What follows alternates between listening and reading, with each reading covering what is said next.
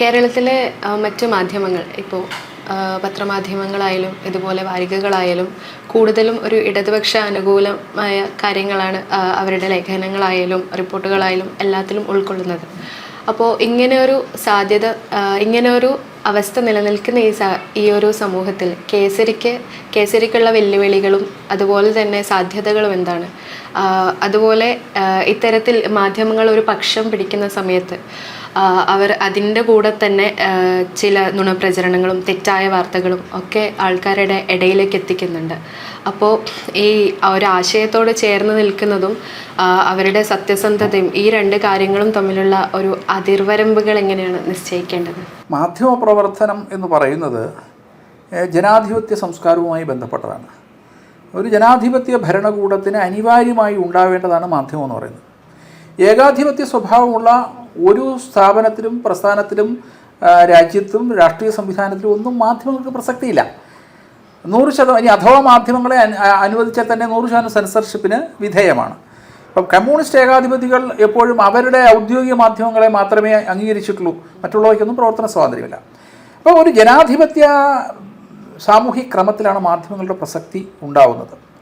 നിർഭാഗ്യവശാൽ ഈ ഏകാധിപത്യ പ്രവണതയുള്ള രാഷ്ട്രീയ പ്രത്യയശാസ്ത്രങ്ങൾക്ക് കേരളത്തിൻ്റെ മണ്ണിൽ വേരോട്ടമുണ്ടായി, പ്രത്യേകിച്ച് കമ്മ്യൂണിസ്റ്റ് പാർട്ടിക്ക്. അതുകൊണ്ട് അവർ മറ്റ് എല്ലാ മാധ്യമങ്ങളെയും തമസ്കരിക്കാൻ വേണ്ടി ബോധപൂർവമായ പരിശ്രമം നടത്തിയിട്ടുണ്ട്. കമ്മ്യൂണിസ്റ്റ് പാർട്ടിക്ക് അവരുടെ ഔദ്യോഗിക മാധ്യമമുണ്ട്, ആ ഔദ്യോഗിക മാധ്യമം പറയുന്നത് മാത്രമാണ് ശരി എന്നുള്ള നിലയിൽ അവർ ചിത്രീകരിക്കാൻ എല്ലാ കാലത്തും ശ്രമിച്ചിട്ടുണ്ട്. അപ്പോൾ ഈ മാധ്യമങ്ങൾ നുണ പറയുക എന്ന് പറയുന്നത് സത്യത്തിലൊരു ഫാസിസത്തിൻ്റെ സ്വഭാവമാണ്. ഈ ഫാസിസത്തിൻ്റെ പ്രവണത നമുക്കറിയാം. ഇന്ന് ലോകത്ത് ഫാസിസം അടയാളപ്പെടുന്നത് ഹിറ്റ്ലറുമായി ബന്ധപ്പെട്ടാണ്. അപ്പോൾ ഹിറ്റ്ലറുടെയും മുസോളിനിയുടെയും ഒക്കെ, അപ്പോൾ നാസിസത്തിൻ്റെയും ഫാസിസത്തിൻ്റെയും ഒക്കെ കാര്യം പറയുമ്പോൾ അവിടെ ഈ നാസി ഭരണകൂടത്തിലും ഫാസിസ്റ്റ് ഭരണകൂടത്തിലും എപ്പോഴും നുണ ശാസ്ത്രീയമായി പ്രചരിപ്പിക്കാനുള്ള സംവിധാനമുണ്ടായിരുന്നു. അപ്പം നമ്മൾ ഗീബൽസിനെ കുറിച്ചൊക്കെ കേട്ടിട്ടുണ്ട്. സത്യത്തിൽ കമ്മ്യൂണിസ്റ്റ് പാർട്ടി എപ്പോഴും നാസിസത്തിനും ഫാസിസത്തിനും എതിരെ പറയുമെങ്കിലും ലോകത്തിലെ ഏറ്റവും ശാസ്ത്രീയമായി നുണ പ്രചരിപ്പിച്ചുള്ള കമ്മ്യൂണിസ്റ്റ് പാർട്ടിയാണ്. അതിൽ ഹിറ്റ്ലർ ഒന്നും അല്ല അവരുടെ മുന്നിൽ. അപ്പം സ്റ്റാലിൻ്റെയും മുസോളിനിയുടെയും അല്ലെങ്കിൽ ലെനിൻ്റെയും ഒക്കെ കാലത്ത്, ഇങ്ങനെ ഗോർബച്ചേവ് വരെയുള്ളവരുടെ കാലത്ത് റഷ്യയിലും ചൈനയിലും എല്ലാം ഔദ്യോഗിക വാർത്ത എന്നുള്ള നിലയിൽ പുറത്തേക്ക് അയക്കുന്നത് മുഴുവൻ നുണകളായിരുന്നു എന്നുള്ളതാണ് സത്യം. അപ്പോൾ ആ പ്രവണത മാർക്സിസ്റ്റ് പാർട്ടിക്ക് മേൽക്കൈയുള്ള കേരളത്തിൽ നിലനിൽക്കുകയാണ്. മാധ്യമങ്ങളുടെ ശക്തി എന്താണെന്ന് അവർക്ക് നന്നായിട്ടറിയാം. അതുകൊണ്ട് മാധ്യമ സ്കൂളുകളെ, മീഡിയ സ്കൂളുകളെ മുഴുവൻ അവരവരുടെ കൈപ്പിടിയിൽ ഒതുക്കിയിരിക്കുകയാണ്. അപ്പം അവർക്ക് നിയന്ത്രണമുള്ള അവരുടെ തന്നെ ഒക്കെ ആയിട്ടുള്ള മാധ്യമ സ്ഥാപനങ്ങളിൽ നിന്ന് പടച്ചുവിടുന്ന മാധ്യമ പ്രവർത്തകർ അവർക്ക് വേണ്ടി വിടുവേല ചെയ്യുന്ന പ്രവർത്തനമാണ് ഇന്ന് കേരളത്തിൽ നടക്കുന്നത്. അപ്പോൾ സ്വാതന്ത്ര്യ സമര കാലത്തുള്ള മാധ്യമ പ്രവർത്തനം, ഇപ്പം മഹാത്മാഗാന്ധി മാധ്യമ പ്രവർത്തനമായിരുന്നു. മാധ്യമ പ്രവർത്തനം എന്ന് പറഞ്ഞാൽ സാമൂഹ്യ പ്രതിബദ്ധതയുടെ മൂല്യങ്ങളുടെയൊക്കെ അടിസ്ഥാനത്തിൽ നടക്കേണ്ട ഒന്നാണ് എന്ന് കരുതപ്പെട്ടിരുന്ന കാലത്തൊന്നും മാധ്യമപ്രവർത്തനം എന്ന് പറഞ്ഞാൽ രാഷ്ട്രീയ താല്പര്യങ്ങളും അധികാരവാഴ്ചയെ ഉറപ്പിക്കാൻ വേണ്ടിയിട്ടുള്ള നുണകളുടെ പ്രചരണങ്ങളും എല്ലാമായി അധപ്പതിച്ചു എന്നുള്ളതാണ് സത്യം.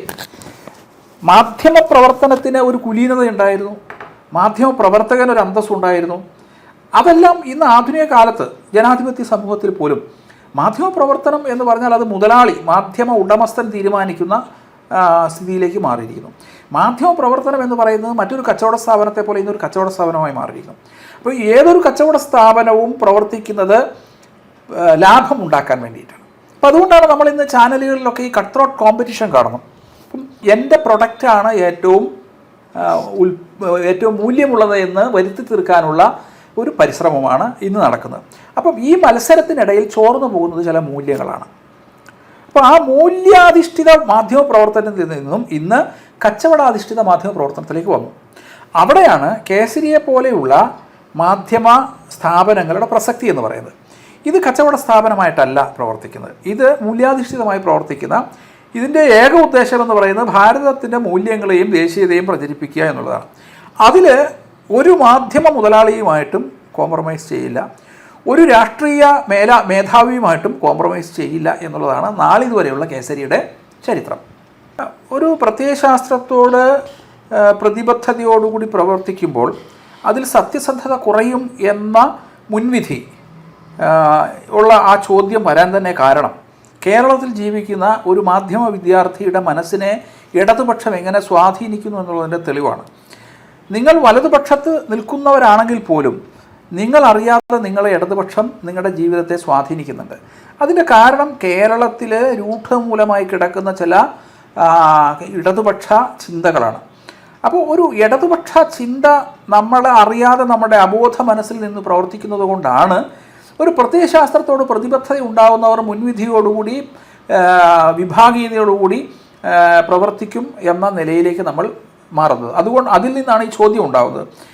മുൻവിധിയോടുകൂടി വിഭാഗീയതയോടുകൂടി കേസരി പോലെയുള്ള ഒരു മാധ്യമം നടത്തിയ ഒരു പ്രചരണം അല്ലെങ്കിൽ ഒരു വാർത്ത എടുത്ത് മുന്നോട്ട് വെച്ചാൽ ഈ ചോദ്യത്തിന് ഞാൻ മറുപടി പറയാം. അങ്ങനെ നിങ്ങൾക്ക് ഒരു വാർത്തയും എടുത്ത് മുന്നോട്ട് വയ്ക്കാൻ ഉണ്ടാവില്ല എന്നെനിക്ക് ഉറപ്പുണ്ട്.